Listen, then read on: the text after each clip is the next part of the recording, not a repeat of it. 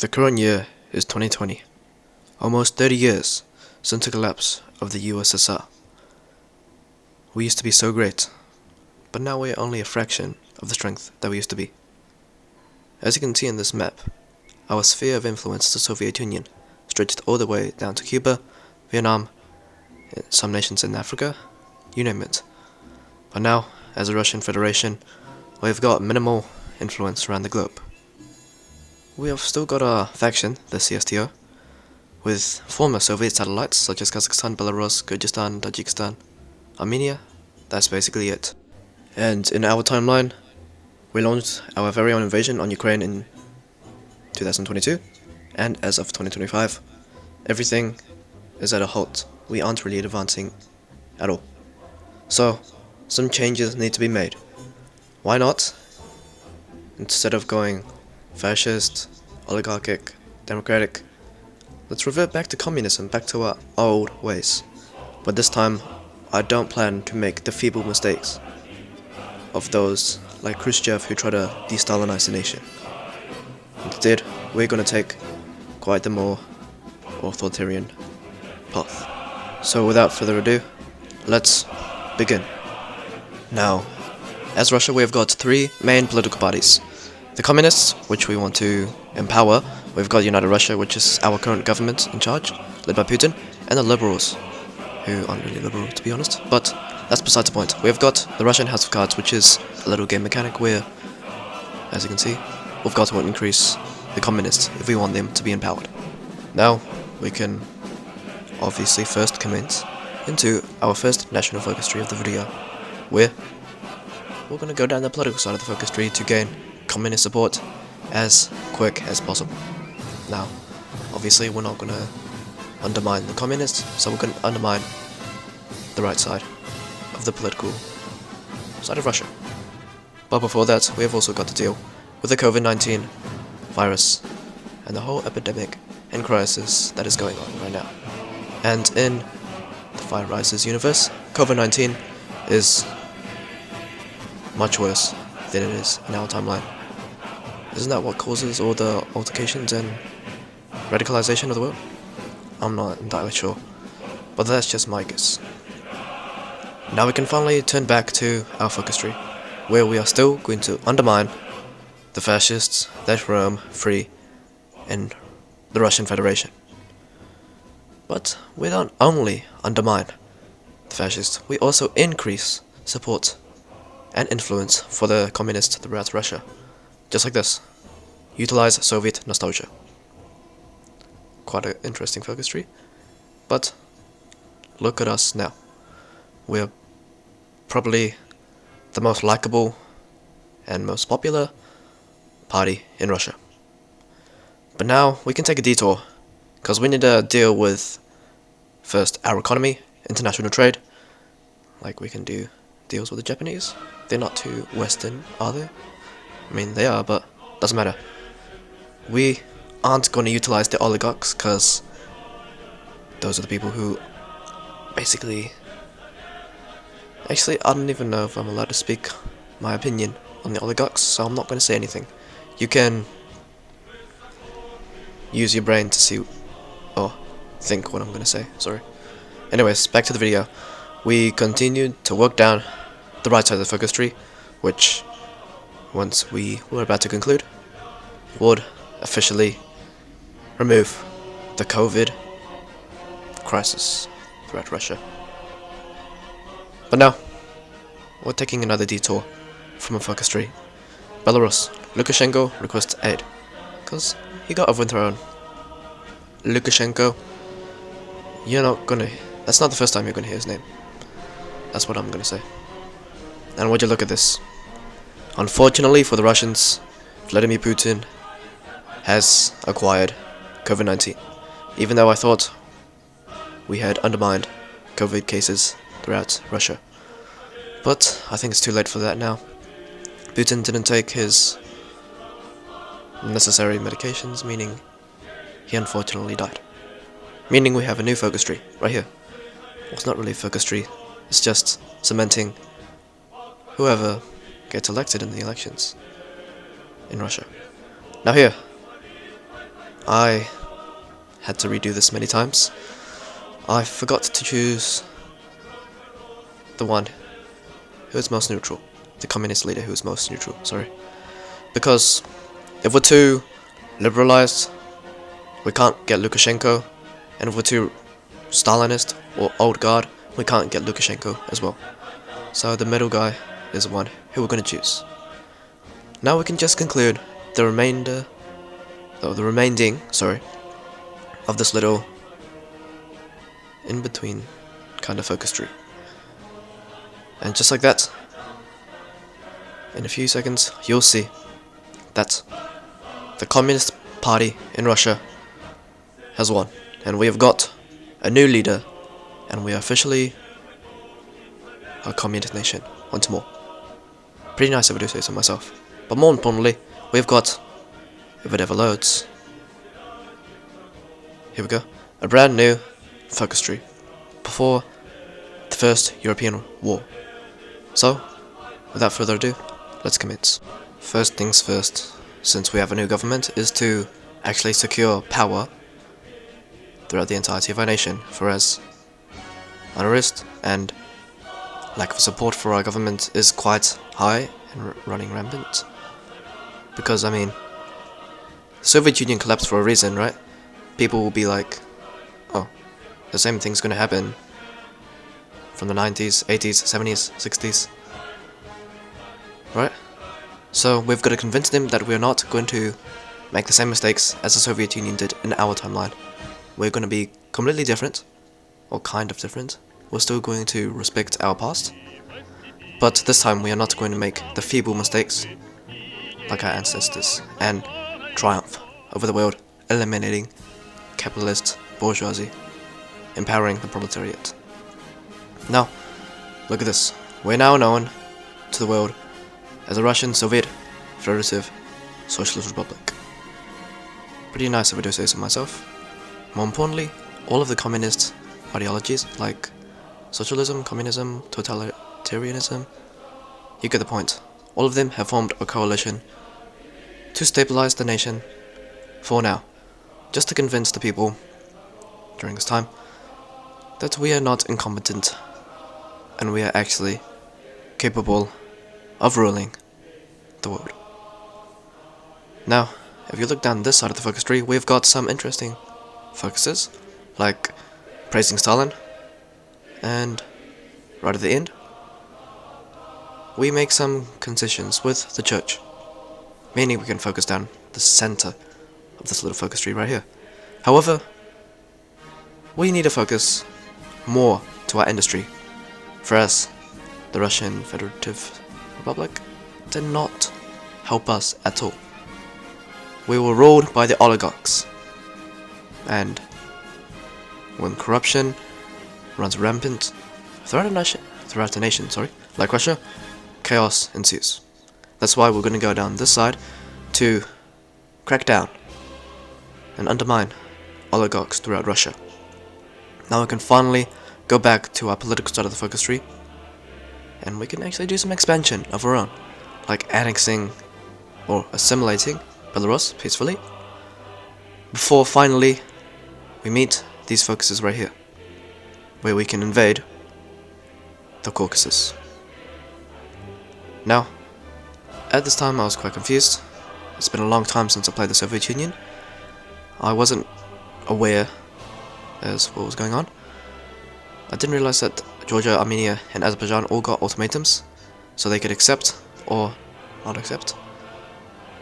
But we had no events or pop-ups to prepare. But luckily I brought my army in time. Georgia and Armenia accepted to be our puppet, but Azerbaijan didn't. Now we also did some expansion down in Central Asia, but I'm not going to get into too much detail because most of the nations accepted. It was only Tajikistan. I think that's it. All the others accepted to be our puppets, peacefully.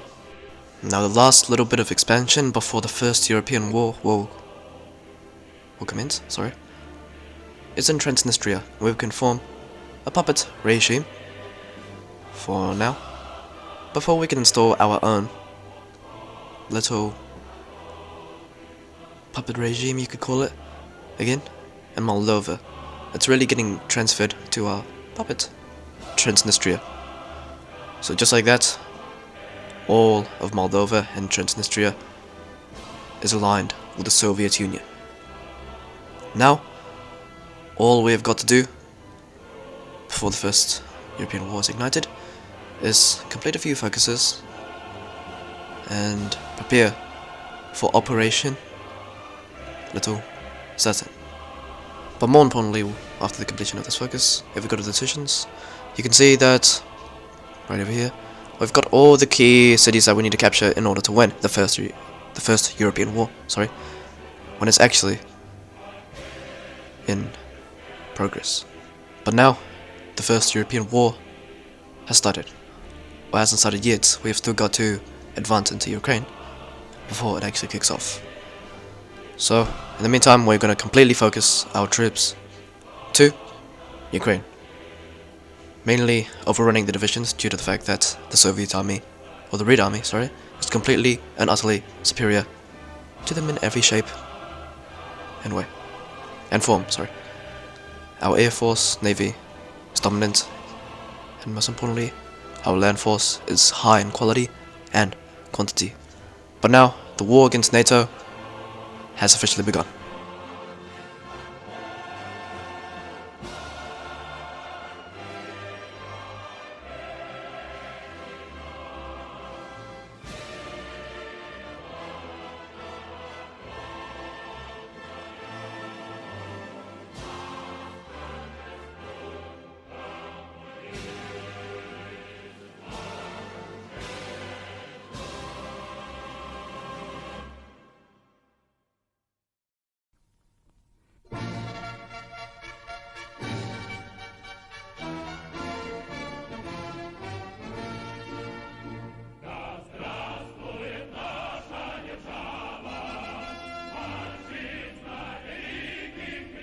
It was the final days of the war. We had made many victories possible for the Soviet Union, encircling many of our enemy's divisions, having victories all across the eastern, or for us it's the western front.